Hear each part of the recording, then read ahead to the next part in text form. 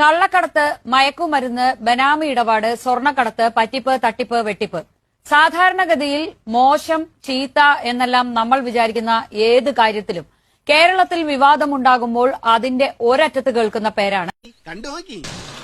കൊച്ചി മഹാരാജാസ് കോളേജിൽ കൊല്ലപ്പെട്ട SFI പ്രവർത്തകൻ അഭിമന്യുവിന്റെ പേരിൽ CPM അനുകൂല കൂട്ടായ്മ സ്വരൂപിച്ച തിരുവനന്തപുരത്തെ രക്തസാക്ഷി ഫണ്ട് 6.5 വർഷം മുൻപ് തുടങ്ങിയ പിരിവിന്റെ പണം അപ്രത്യക്ഷമായത്.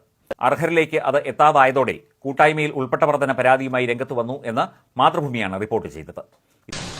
തിരുവനന്തപുരത്തും രക്തസാക്ഷി ഫണ്ട് തട്ടിപ്പ് വിവാദം.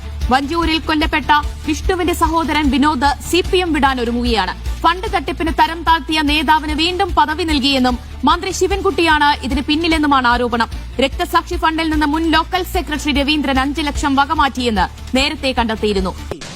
തിരുവനന്തപുരം ഡിവൈഎഫ്ഐയിലും ഫണ്ട് തട്ടിപ്പെന്ന പരാതി. അന്തരിച്ച P. ബിജുവിന്റെ പേരിൽ തിരുവനന്തപുരം പാളയം ബ്ലോക്ക് കമ്മിറ്റി ശേഖരിച്ച ഫണ്ടിൽ നിന്ന് 2.5 ലക്ഷം രൂപ തട്ടിച്ചതായാണ് പരാതി. ഡിവൈഎഫ്ഐ തിരുവനന്തപുരം ജില്ലാ വൈസ് പ്രസിഡന്റ് S. ഷാഹിനെതിരെയാണ് യൂണിറ്റ് കമ്മിറ്റി CPM-നും ഡിവൈഎഫ്ഐക്കും പരാതി നൽകിയത്. അന്തരിച്ച ഡിവൈഎഫ്ഐ നേതാവ് P. ബിജുവിന്റെ സ്മരണാർത്ഥം നിർമ്മിക്കുന്ന റെഡ് കെയർ മന്ദിരത്തിനു വേണ്ടി സമാഹരിച്ച ഫണ്ട് തട്ടിച്ചെന്നാണ് പരാതി. തട്ടിപ്പ് വിവരം CPM നേതൃത്വം അറിഞ്ഞതോടെ ഷാഹിൻ 1.5 ലക്ഷം രൂപ തിരിച്ചടച്ചതായും ബാക്കി തുക സമ്മേളന നടത്തിപ്പിന് ചെലവായി എന്ന് വിശദീകരിച്ചതായും പരാതിയിൽ പറയുന്നു. CPM-നെ വെട്ടിലാക്കി കണ്ണൂർ ജില്ലാ കമ്മിറ്റി അംഗം V. കുഞ്ഞികൃഷ്ണന്റെ വെളിപ്പെടുത്തൽ. ധനരാജ് രക്തസാക്ഷി fund Payyanur MLA TI Madhusoodanan വകമാറ്റി. ഏരിയ കമ്മിറ്റി ഓഫീസ് ഫണ്ട്, തെരഞ്ഞെടുപ്പ് ഫണ്ട് എന്നിവയിലും തട്ടിപ്പ് നടത്തി. തട്ടിപ്പിനെ കുറിച്ച് പിണറായി വിജയൻ അറിയാം. വ്യാജ റെസീറ്റ് അടിച്ചാണ് തട്ടിപ്പ് നടത്തിയത്. പയ്യന്നൂർ ഫണ്ട് വിവാദത്തിൽ V. കുഞ്ഞികൃഷ്ണൻ ഉന്നയിച്ച ആരോപണം ശരിവെക്കുകയാണ് CPM കണ്ണൂർ ജില്ലാ സെക്രട്ടറി KK രാഗേഷ്. അച്ചടിച്ച രസീത് ബുക്കുകൾ പലതും നഷ്ടപ്പെട്ടു, ഇനിയും തിരിച്ചു വരാനുണ്ട് എന്ന് KK രാഗേഷ്. ചില റെസീറ്റ് ബുക്ക് നഷ്ടപ്പെടുകയും ചെയ്തിട്ടുണ്ട്. അത് ശരിയാണ്, നഷ്ടപ്പെട്ടുവെന്ന് ആദ്യഘട്ടത്തിൽ പറഞ്ഞിട്ടുള്ള ഒരു റെസീറ്റ് ബുക്ക് TI മധുസൂദനെ ഏൽപ്പിച്ച റെസീറ്റ് ബുക്കായിരുന്നു. പരാതി പാർട്ടി പരിശോധിച്ചു കഴിഞ്ഞു.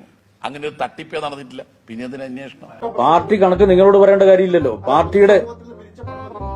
പാർട്ടിയുടെ രീതി പൊതുസമൂഹത്തിൽ നിന്ന് എല്ലാ ഘട്ടത്തിലും പാർട്ടി പൊതുസമൂഹത്തിൽ നിന്നാണല്ലോ പണം പിരിക്കുന്നത്. ഇപ്പൊ വരവ് ചെലവ് കണക്ക് ഏഷ്യാനെറ്റിന് മുമ്പിൽ എനിക്ക് പറയേണ്ട കാര്യമില്ല.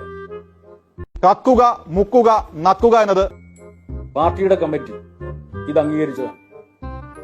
ഇതിവിടെ ഞങ്ങൾ നിർത്തുന്നില്ല.